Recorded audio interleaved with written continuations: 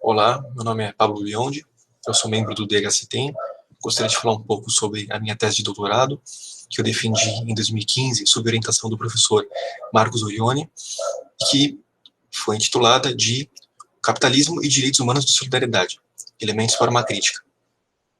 Nessa tese, eu procuro fazer uma conexão entre as determinações mais gerais do modo de produção capitalista, de um lado, e de outro, os chamados direitos humanos de solidariedade,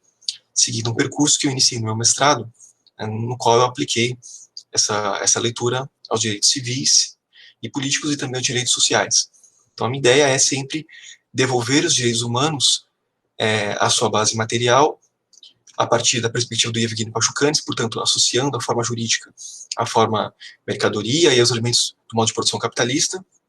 e com isso afastando a ideia de que os direitos humanos seriam baseados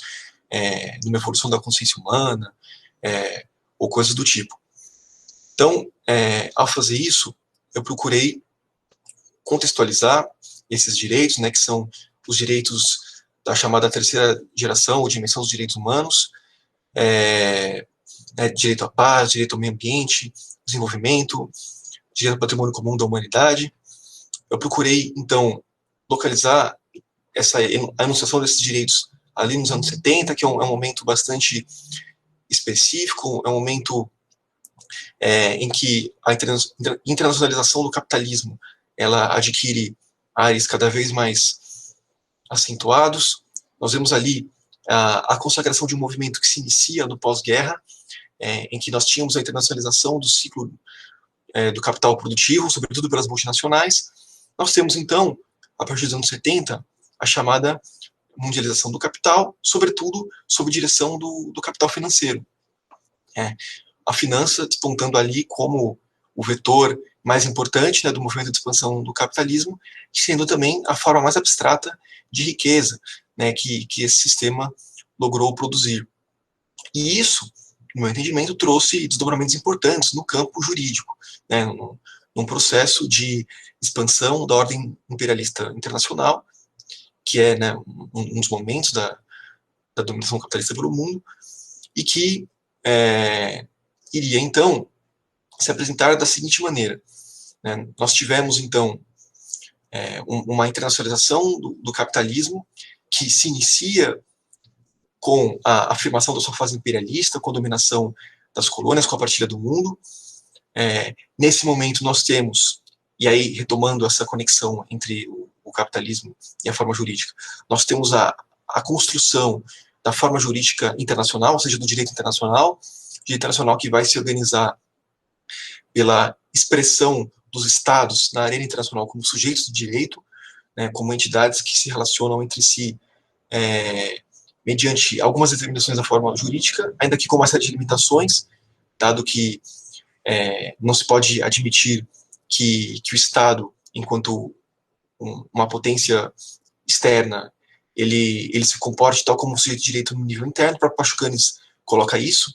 né, que o Estado será movido em grande medida por uma espécie de razão de Estado, que não fará com que ele tenha o seu comportamento completamente capturado pela forma jurídica. No entanto, em grande medida, ele estabelecerá relações jurídicas, tratados, enfim, ele terá um comportamento de acordo com a forma jurídica, o que fará com que a forma jurídica, digamos, adquira um alcance internacional jamais visto. Isso vai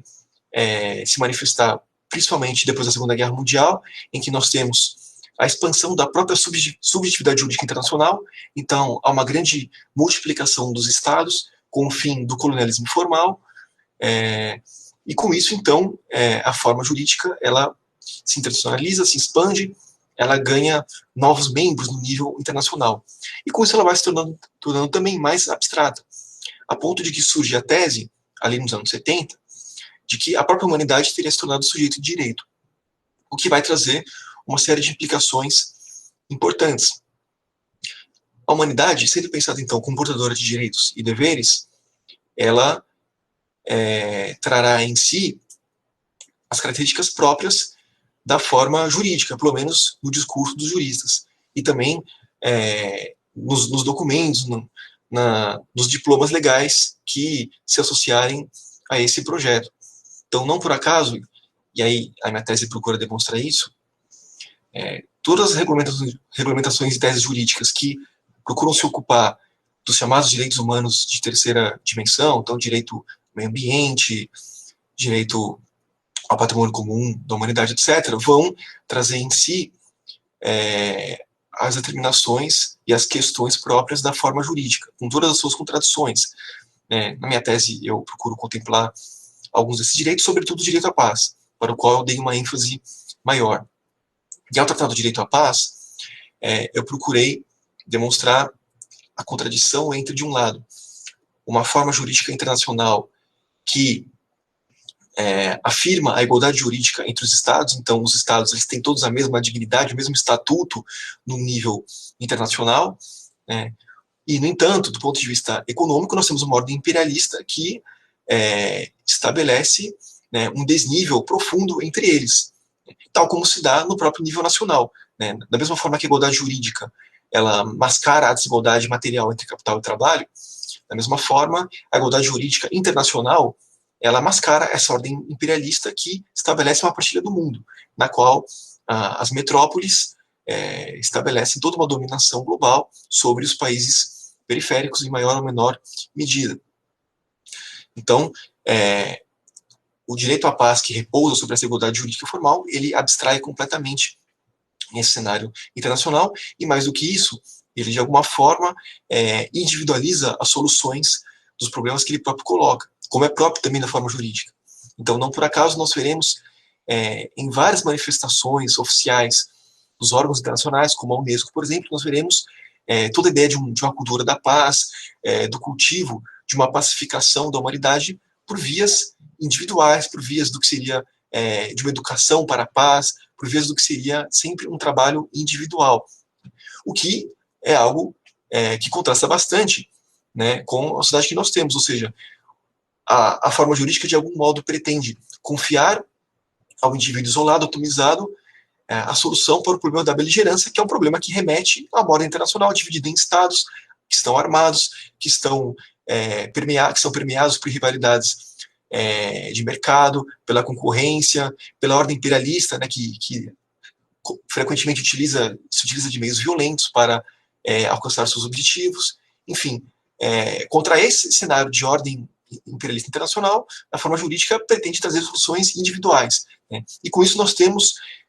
o ápice desse absurdo que é propiciado pelo direito, que vai sempre trazer soluções individuais, atomizadas, para problemas que são estruturais e, no caso do imperialismo, problemas que são mundiais. Com isso, então,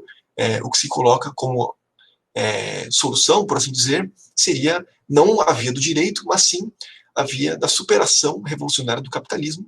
que implicará, claro, a superação da própria forma jurídica. Então, foi esse caminho que eu procurei seguir na minha tese, que, aliás, deu origem ao livro que eu publiquei pela LTR, dos direitos sociais aos direitos de solidariedade. Então, nessa obra, vocês também podem encontrar uma elaboração nesse sentido, que reúne alguns elementos que eu coloquei na minha tese de doutorado, e dialogando um pouco também com um pouco do que eu fiz na minha tese de mestrado. Então, é isso. Obrigado pela atenção. Um abraço.